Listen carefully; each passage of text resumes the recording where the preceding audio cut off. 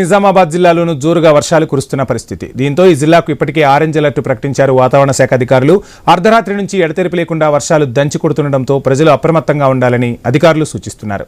ఉమ్మడి నిజామాబాద్ జిల్లాలోని వర్షాలపై మరిన్ని వివరాలు ఐ న్యూస్ ప్రతినిధి శ్రీకాంత్ అందిస్తారు. నిజామాబాద్ జిల్లాలో గత అర్ధరాత్రి నుంచి భారీగా వర్షాలు కురుస్తున్నాయి. ఇప్పటికే నిజామాబాద్ జిల్లాకు ఆరెంజ్ అలర్ట్ను ప్రకటించారు అధికారులు. గత 2 రోజులుగా మోస్తరు వర్షం కురిసినప్పటికీ గత అర్ధరాత్రి నుంచి భారీగా వర్షం కురుస్తూనే ఉంది. ఎడతెరిపి లేకుండా వర్షం పడుతూనే ఉంది. ఉమ్మడి అటు కామారెడ్డి జిల్లాలో కావచ్చు, ఇటు నిజామాబాద్ జిల్లాలో కావచ్చు వర్షం కంటిన్యూగా కురుస్తుండటంతో వాగులు వంకలు పొంగిపొర్లుతున్నాయి. కామారెడ్డి జిల్లాలో పెద్దవాగు అలుగు ప్రవహిస్తోంది. చాలా చోట్ల ఇటు కామారెడ్డి జిల్లాలో కావచ్చు, నిజామాబాద్ జిల్లాలో కావచ్చు చాలా చోట్ల వాగులన్నీ పొంగిపొర్లుతున్నాయి. వాగులు వంగలు పొంగిపొర్లుతుండడంతో చెరువుల్లో జలకళ సంతరించుకుందనే చెప్పవచ్చు. గత అర్ధరాత్రి కూడా ఎక్కడ కూడా ఎడతెరిపి లేకుండా కురుస్తున్నటువంటి వర్షాలతో ఇటు కామారెడ్డిలో జనజీవనం పూర్తిగా స్తంభించిందని చెప్పవచ్చు. చెరువులు పారుతుండటంతో రహదారులపైకి వరద నీరు వచ్చి చేరడంతో అక్కడ వాహన రాకపోకలకు కూడా ఇబ్బందికర పరిస్థితులు నెలకొన్నాయని చెప్పవచ్చు. అయితే నిజామాబాద్ జిల్లా కావచ్చు, కామారెడ్డి జిల్లా కావచ్చు గత కొన్ని రోజుల ముందు లోటు వర్షపాతం కూడా ఉండేది. కానీ ఈ 2-3 రోజుల నుంచి కురుస్తున్నటువంటి వర్షాల వల్ల సమృద్ధిగా నీరు రావడంతో రైతన్నల భూముల్లో కూడా ఆనందం వెల్లివిరుస్తుందని చెప్పవచ్చు.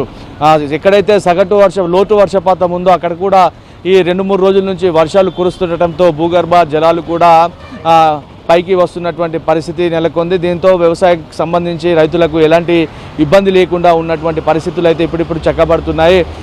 ఈ వర్షాలు లేకపోతే మాత్రం నిజామాబాద్ జిల్లాలో మొన్న వేసినటువంటి వరి పంట పూర్తిగా ఎండిపోయే ప్రమాదం ఉంది. అయితే ఈ వర్షాల వల్ల ఆ ప్రమాదం పూర్తిగా తగ్గిందనే చెప్పవచ్చు. 2 జిల్లాలు ఇటు కామారెడ్డి జిల్లాలో కావచ్చు, నిజామాబాద్ జిల్లాలో కావచ్చు అర్ధరాత్రి నుంచి అయితే ఏకదాటిగా కురుస్తున్నటువంటి వర్షాల వల్ల జలకళ సంతరించుకుంది. ఇటు కామారెడ్డి జిల్లాలో ఉన్నటువంటి నిజాం సాగర్ ప్రాజెక్టుకు కూడా జలకళ సంతరించుకుంటుంది.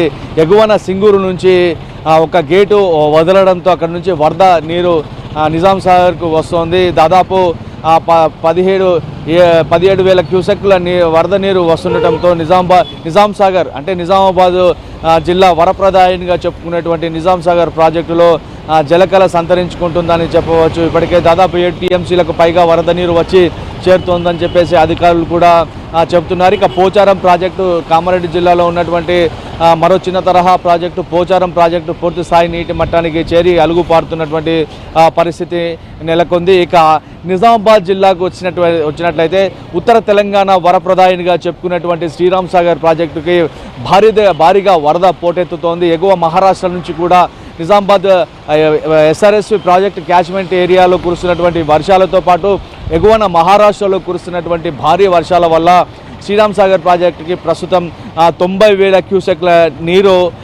వరద నీరు వచ్చి చేరుతోంది. ప్రాజెక్టు పూర్తి స్థాయి నీటి మట్టం 1,091 అడుగులు కాగా ప్రస్తుతం 1,082 అడుగులకు చేరింది. వాగులు పొంగి ప్రవహిస్తున్నాయో రహదారులపైకి నీరు వచ్చే ఎక్కడైతే పరిస్థితులు ఉన్నాయో అక్కడ ఆ ప్రజలు ఆ రూట్లో వెళ్ళొద్దని చెప్పేసి కూడా అధికారులు చెప్తున్నారు. మొత్తానికైతే గత అర్ధరాత్రి నుంచి ఎడతెరిపి లేకుండా కురుస్తున్నటువంటి వర్షాల వల్ల జనజీవనానికి అయితే కాస్త స్తంభించని చెప్పవచ్చు. కానీ నిజామాబాద్ జిల్లాలో ఉన్నటువంటి చిన్న తరహా కావచ్చు, భారీ తరహా ప్రాజెక్టుల్లో మాత్రం జలకళ సంతరించుకుంటుందని చెప్పవచ్చు. చాలా చెరువుల్లో పూర్తి స్థాయి నీటి మట్టానికి చేరి జలకళను అయితే సంతరించుకుంది. ఈ వర్షాల ద్వారా ఇటు తాగునీటికి అటు సాగునీటికి ఎలాంటి ఇబ్బంది ఉండబోదని చెప్పేసి అధికారులు అయితే చెప్తున్నారు. మొత్తానికైతే మరో 2-3 రోజులు కూడా వర్షం ఇలాగే కొనసాగే అవకాశం ఉందని చెప్పేసి వాతావరణ శాఖ అధికారులు కూడా చెప్తున్నారు. ఇది camera person Srikanth, I news, Nizamabad.